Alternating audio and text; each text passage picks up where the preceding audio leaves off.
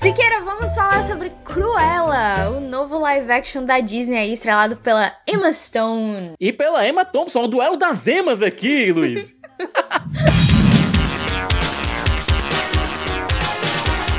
Mas finalmente esse filme estreou, e eu digo finalmente porque, de fato, ele está em desenvolvimento há muito tempo, né? A primeira notícia dele saiu em 2013, então ele só foi, realmente ser gravado em 2019, mais ou menos. Então foi, um caminho muito longo, e ele chega aqui, e eu acho que, assim, não sei você, mas eu acho que a expectativa que a gente tinha sobre ele não era necessariamente a mais positiva do mundo. E olha, a expectativa foi... O sarrafo foi colocado ainda mais pra baixo depois daquele terrível live action de Mulan. Então, a gente já não tava assim com tanta expectativa em relação a live actions da Disney, etc. Eu acho que a gente tem que ser democrático e citar o péssimo live action de Mulan e o péssimo live action de O Rei Leão, pra ser justo com o Juras e com a Kátia. De fato. Se bem que o Rei Leão não é assim tão live action assim, né? Ih, rapaz. A franquia 101 Dálmatas, ela basicamente teve algum dos primeiros live actions da Disney lá atrás, com aqueles filmes que saíram com a Glenn Close, que inclusive é acreditada como produtora aqui. Vá lá, o segundo não era tão bom, mas o primeiro era até bem divertido, 101 Dálmatas. E a Glenn Close estava se divertindo horrores como a Cruella, do mesmo jeito que a gente vê a Emma Stone também se divertindo horrores com essa personagem aqui. Sim, ela se diverte muito. Eu acho que a gente pode já dizer que as duas Emmas, né, a Emma Stone e a Emma Thompson, elas são o trunfo do filme porque elas estão se divertindo. E como elas, o filme basicamente coloca as duas como centro ali, a dinâmica das duas como centro, eu acho que a gente se diverte junto, mesmo que algumas decisões de roteiro não sejam necessariamente tão bem pensadas assim. Eu senti no início do filme, o filme começa de uma forma que eu já fiquei bem desconfiada pelo que aconteceria depois. Eu já pensei, isso vai dar ruim, não vai ser muito bom, por uma coisinha que eu acho que tu deve saber o que é. Eu não vou falar aqui porque é spoiler, mas acontece um negócio no início do filme que eu já penso, não é possível que o filme vai se basear todo nessa situação, eu não acredito. E felizmente isso não acontece. Quando ele vai se desenvolvendo e a gente chega finalmente ali na Emma Stone, né? Eu acho que ele propõe algo pra você, e se você comprar a ideia, você vai se divertir. Bom, o filme é dirigido pelo Craig Gillespie, que também comandou o Eutônia, que também fala de uma relação muito conflituosa de uma protagonista feminina com uma antagonista, por assim dizer, e tal. Ele conseguiu desenvolver a Tonya Harding, que é uma personagem bem complicada na história recente americana, de uma forma bem interessante. E aqui eu acho que ele faz o mesmo com a Cruella. A Cruella, qual a primeira coisa que a gente pensa assim quando vem a Cruella à cabeça? É a vilã da Disney que tentou matar cachorrinho, entendeu? Então é uma personagem que, em tese, seria muito complicado de dar um lado um pouco mais humano pra ela, especialmente na era que a gente vive hoje, onde todo mundo é tão apegado a seus pets. E eu acho que o filme ele faz um ótimo trabalho reinventando essa personagem sem trair muito as origens dela. Como eu falei, eu acho que a Emma Stone se diverte tanto fazendo a Cruella como a própria Glenn Close se divertiu tantos anos atrás. E a essência da personagem continua lá. É uma história que, pra mim, ela mistura muito de novelão. É uma linguagem que nós brasileiros, estamos muito, muito acostumados a ver, que é essa questão da novela, tendo esses twists malucos em relação a personagens tendo relações uns com os outros e tal. Então tem esses twists, tem aquelas cenas grandiosas de vilãs fazendo vilanices. Nossa, eu acho que tem até eu acho que tem um lugar que a gente pode encaixar até mesmo com a escada da Nazaré lá do Senhora do Destino aqui. Eu acho que... E ainda coloca um quê de punk rock, sabe? Porque o filme se passa na Londres dos anos 70, então esse quê de punk rock, um tiquinho assim de David Bowie. O filme ele tem elementos muito bacanas, que se apoiam sempre nas duas Emmas. Um duelo da Emma Stone, que faz a Cruella, essa Cruella que tá nascendo agora, a Estela que se transforma em Cruella, e a Baronesa, que é a personagem da Emma Thompson, que basicamente é a forma como a gente enxerga a Cruella clássica. Eu sinto que o filme, ele é bem derivativo, assim, a gente consegue reconhecer vários elementos de obras que vieram antes. Isso não necessariamente é algo ruim, eu digo isso mais pra estabelecer que ele puxa de muitas influências que faz a gente reconhecer mais. Então, acaba que ele não é necessariamente original na estrutura, mas ele é original no sentido de trazer uma adaptação diferente dos live action, né? A gente sempre discute que ou tem um lado que é sempre muito igual quando vai fazer um remake, ou tem um lado que muda completamente. Eu acho que Cruella, ele tentou fazer algo novo no sentido de... Ele nem parece que, é necessariamente, existe a animação lá, vamos fazer um live action. Parece que realmente foi o que aconteceu, de eles pegarem o livro, tá ali o livro, vamos fazer uma história de origem daquele livro? Beleza, vamos fazer. Então não tem tanta... eu não senti, pelo menos, uma necessária ligação entre o que veio antes. Apesar de que eu sinto que a Emma Stone e o que a Emma Stone fez e o que a Glenn Close fez, acabam tendo uma harmonia. E o que eu mais gostei foi que eles não se desculparam pela Cruella ser uma vilã. Tipo assim, eu sinto que o Malévola, ele tem muito de... O Malévola foi a tentativa da Disney de trazer uma vilã e colocar como protagonista, né? Então, o Malévola, ele ainda tem aquela situação de, olha, na verdade, ela tem um lado dela e tal, ela tem, sabe, lições de moral também, você vai ver que nem todo mundo é tão malvado assim. E eu acho que o Cruella, ele não fez isso. Ele trouxe um background, ele trouxe uma história de origem e mostrou o que aconteceu com ela na infância e como ela foi se desenvolvendo e tudo mais, mas isso não justifica ou então não explica necessariamente porque ela se tornou quem ela é. Ela é quem ela é porque sim, e no final do filme a gente tem uma situação de, tipo, justamente consolidar isso, consolidar essa personagem que eventualmente vai ser alguém que queria matar cachorros. Então, eu acho isso muito bom, porque eu não gosto quando pegam vilões e transformam eles em... na verdade, tudo tem um motivo, gente. Eu nunca gosto dessa desculpa de, tipo... Porque eu gosto que vilões sejam vilões. Então, aqui a gente tem a Baronesa como a antagonista da Cruella. E a Baronesa, ela tem que ser um pouco mais descaradamente má, né? Já que a gente tem duas personagens más... A Baronesa tem que ser a pior nesse sentido. E eu acho que a Emma Thompson, ela é incrível. Assim, a Emma Thompson é incrível, ponto, né? Mas eu acho que ela teve a chance agora de fazer uma personagem realmente, tipo, malvada nesse sentido. E é tão divertido. Sicas, eu acho tão divertido quando as coisas podem ser só, tipo... simples, sabe? Pois é, e ela... Eu tive alguns flashbacks assistindo esse filme, lembrando de O Diabo Veste Prada. Ela parece uma versão psicopata da personagem da Meryl Streep naquele filme, sabe? Ela parece uma versão overdrive, e ela realmente...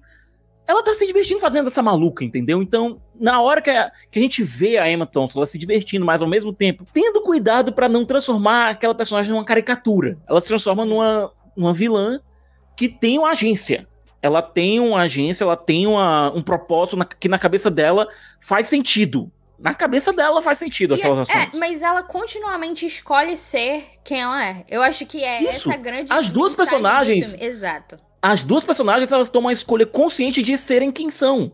Exato. Isso pra mim foi a melhor coisa do filme, porque é como você disse, tipo, elas têm a opção de, cara, sim, existe um motivo por isso, mas isso não importa, eu vou continuamente escolher ser essa pessoa que eu sou, porque é essa pessoa que eu sou.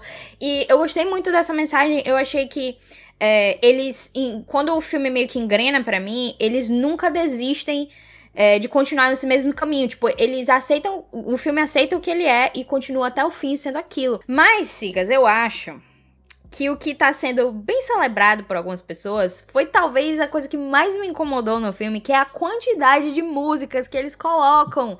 Tem mais de 30 músicas não originais que eles colocam, tipo, uma em cima da outra, principalmente no início do filme. É música direto. Isso me irrita profundamente. Algumas encaixam muito bem. Algumas encaixam de maneira perfeita. Você tem sempre a vontade de colocar músicas da época. Tem algumas mais contemporâneas.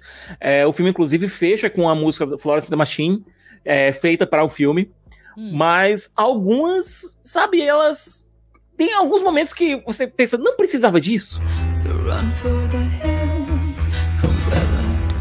Não, o problema é que no início, principalmente, eles colocam, tipo, trechos minúsculos de música, tipo, conectadas uma a outra, como se fosse um medley. Eles, tipo, fazem um medley de músicas, um conectado na outra.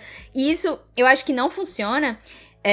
Eu acho que no início, principalmente, eles deveriam ter deixado um pouco mais a trilha sonora do Nicolas Britell brilhar. Do meio pro fim, eles deixam e funciona demais, porque eu acho que a trilha casou perfeitamente com o filme.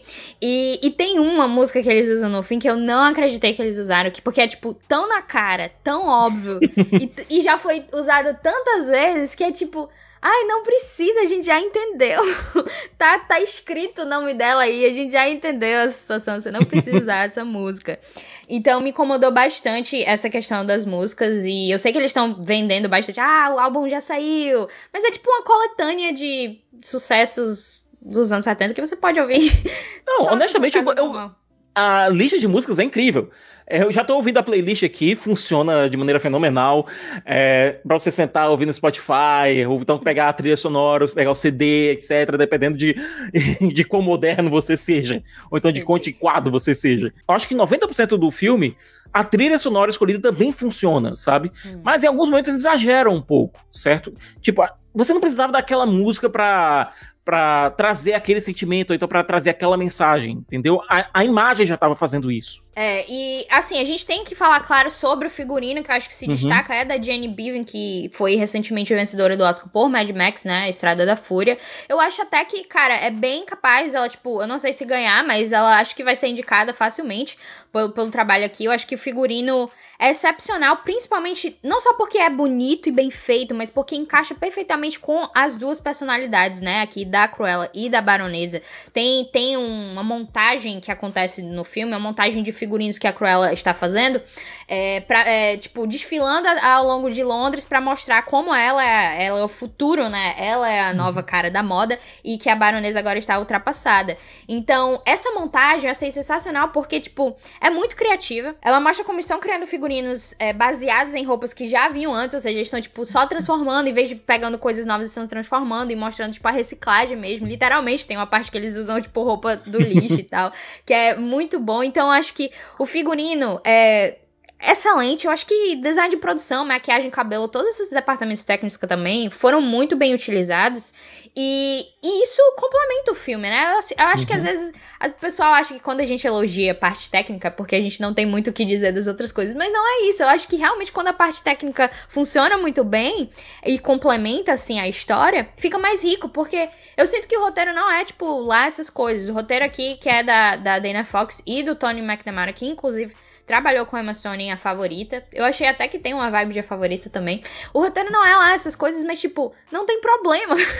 Alguns filmes podem ser só bons e tá tudo bem. Eu acho que Cruella, ele venceu no sentido de tudo que realmente funciona acaba por salvando essas partes que acabam não funcionando tão bem, sabe? Todos esses elementos contribuem pra narrativa. Os figurinos que a Cruella faz pra ela mesma, as roupas que ela os looks que ela monta pra ela mesma, falam horrores sobre a personagem. A forma como ela se mexe dentro daqueles figurinos, a forma como ela se sente dentro daquele figurino, a forma como a Stella e a Cruella são diferentes entre si justamente por conta das roupas que usam e de como elas se portam, da linguagem corporal delas dentro desses figurinos, falam horrores sobre a dualidade dessa personagem. O fato do cabelo ser o lado branco, o lado negro. Tem muita coisa que o filme fala sobre a personagem central sem precisar dizer, apenas mostrando pelo figurino dela, pelo cabelo e pela maquiagem dela. Todos os elementos que estão ao redor dela. O covil da Stella / Cruella e dos ladrões amigos dela, da família dela, fala horrores sobre tudo aquilo ali, sabe? É algo decadente, sim, mas que mostra também um certo aconchego pra eles. Aquele lugar se torna muito aconchegante pra eles, porque é onde mora a família deles. Então, por mais derrubado, entre aspas, que seja, por mais decadente que seja, é o lar deles. E à medida que a Stella vai se transformando em Cruella, esse lar começa a ficar um pouco diferente. A gente consegue ver os outros dois personagens ficando cada vez menos à vontade ali. Tudo através de quê? Da câmera, do design de produção. Então não é preciosismo a gente falar disso. E esses elementos que estão no filme contribuem pra história. Então, eles fazem sentido dentro da narrativa e pra mim funciona muito bem. Nessa crítica, eu acho que a gente pode responder duas perguntas diferentes, né? Porque como Cruella está sendo lançada nos cinemas, mas aqui os cinemas não estão abertos, então pra gente agora essa parte não é tão relevante. Mas está sendo lançado no Disney Plus através do Premier Access, né? Que é um custo a mais que você tem que pagar pra assistir o filme antes de entrar no catálogo, né? Porque vai entrar no catálogo em julho. Então, antes de entrar no catálogo total, a gente tem que responder essa pergunta. Eu acho que é válido, eu acho que é útil para as pessoas que estão nos assistindo, se vale a pena assistir esse filme no Premium Access, né? Pagando essa quantia no Premium Access. Então, o que tu acha? R$70 é um valor bem salgado. Por mais que você possa ver e rever o filme, é um valor pesado. Ele se torna uma história original pela forma que ele explora a personagem título. E é um dos mais interessantes. Então, se você gostou das reimaginações anteriores da Disney, pode assistir tranquilo, pagar os R$70, especialmente se você for assistir, por exemplo, com mais de uma pessoa, pensando que vai ver, no cinema eu gastaria tanto e tal, pode ir de boas. Você vai assistir um bom filme. Agora, se você não tiver tanta pressa assim, pode esperar entrar no catálogo sem grandes problemas. Se você não for tão interessado, assim, nessas reimaginações da Disney, não tiver com tanta pressa, não tem problema. Assista quando entrar no catálogo do Disney Plus mesmo, não vai demorar tanto assim. Mas, pessoalmente, é um filme pelo qual eu gostei e não me arrependeria de ter gasto os R$70. Particularmente falando, se você tiver, se você for só uma pessoa, eu acho um preço muito caro pra Cruella. Porque, assim, é um filme divertido. É um filme divertido e é interessante, só que ele não necessariamente é algo que você precisa ver com urgência e não é algo que eu acho que valha um dinheiro tão grande assim se for só pra você. Se for pra sua família, eu acho que é bem interessante, porque é como tu disse, se você fosse pro cinema, você ia pagar uma quantia mais cara, principalmente você ia, né, levar seus filhos, crianças, e ia ter que comprar pipoca, etc. Então, nesse sentido, pra ver com a família, eu acho que é bem divertido, eu acho que dá, inclusive, é um filme que apesar dele ter uma vibe meio sombria, entre aspas, ele é bem interessante de ver com a família mesmo. Porque não é aquela coisinha conto de fada, etc. Mas é algo que, né, traz atrai as crianças também. Eu imagino que atrairia, né? Não sei. Mas, em relação ao catálogo, quando entrar no catálogo normal, que inclusive nem vai demorar muito, é em julho já, a gente vai ter acesso antes até do pessoal dos Estados Unidos, no catálogo geral. Eu acho que vale completamente a pena. Eu acho que é um filme, é um dos live actions mais diferenciados nesse sentido. Eu não diria melhor ou pior, porque isso é muito relativo, né? Tem gente que ama Aladdin, tem gente que não gosta de Aladdin. Eu acho Aladdin o melhor até então, mas tem gente que odeia Aladdin. Então, assim, é muito subjetivo. Só que eu acho que Cruella vale a pena você assistir. Então, só pra gente finalizar, vamos codificar aqui nossa opinião. Sicas, qual é a sua nota? Bom, Luiz, eu dou um 7,5 pro filme. Pra mim é um longa bem interessante que mistura elementos bem diversos de uma forma única, por assim dizer. Você tem punk rock misturado com trama fantasma, misturado com Diabo Veste Prada, misturado com um quê meio novelesco, sabe? E tudo isso combina pra fazer um filme que te atrai tanto do ponto de vista visual quanto do ponto de vista narrativo.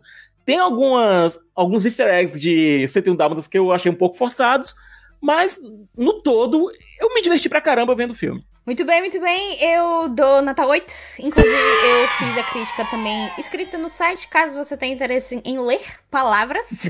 Está linkada aqui na descrição a minha crítica. Eu achei muito divertido, descompromissada, uma situação assim que, cara, nem tudo precisa ser obra-prima hoje em dia. A gente precisa mais filmes desse jeito que você assiste. Se você estiver passando lá na temperatura máxima, você, eita, massa, vamos almoçar aqui assistindo esse filme, vai ser show. E vai ser mesmo, eu acho que a gente precisa desses filmes assim. E, cara, Emma Stone, às vezes você precisa desse lembrete que a Emma Stone é maravilhosa. Eu diria que a última vez que eu lembro de ter me divertido tanto assim com o personagem dela foi em A Mentira, que eu acho que é um dos melhores filmes dela, inclusive. Eu adoro A Mentira, que é o Easy A, né? Eu adoro esse filme. Eu sei que ela é oscarizada, tá, gente? Eu sei que ela já fez coisa muito melhor depois. Mas eu acho que A Mentira mostra como ela se diverte, tipo, quando ela consegue ser estranha e, sabe? Quando ela consegue mostrar essas facetas mais diferentes, eu acho que ela se diverte bastante. E, sei lá, a Emma Stone é perfeita. Então, foi um acerto. Cruella foi um acerto da Disney. Eu espero que a Disney continue a apostar em coisas diferentes. E é isso. É isso então, gente. Se inscreve aí no canal e ative o sininho pra você não perder as nossas notificações. A gente lança vídeo quando os céus decidirem que é o momento certo da gente lançar vídeo, né? então ativa aí as notificações pra você não perder. Claro que se você gostou desse vídeo, joga o like e a gente se vê na próxima.